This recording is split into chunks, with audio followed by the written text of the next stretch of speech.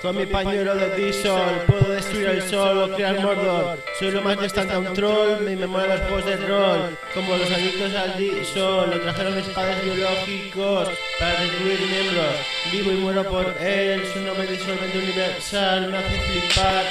Con él soy como un animal y a mi paso arraso con un madre maligno. Como podéis definirlo, locura con esa de flow, exquisito, me encanta, entra muy bien con la garganta, después te crees el más puto amo, y creo que a veces lo llego al sol y lo alucino y flipo y luego le pongo morenito.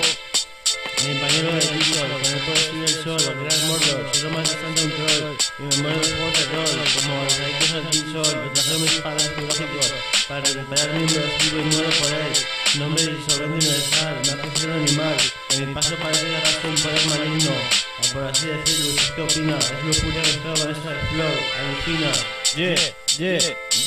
Con mi pañuelo de Diesel puedo destruir el sol o crear Mordor. Soy lo más distante a un troll, me molan los juegos de rol. Como los adictos al Diesel, lo trajeron mis padres biológicos para recluir miembros. Vivo y muero por él, su nombre disolvente universal me hace flipar. Con él soy como un animal y a mi paso arraso con un madre maligno. Como podéis definirlo, locura con esa de flow, exquisito, me encanta, entra muy bien con la garganta, después te crees el más puto amo, y creo que a veces lo llego al sol y lo alucino y flipo y luego me pongo morenito.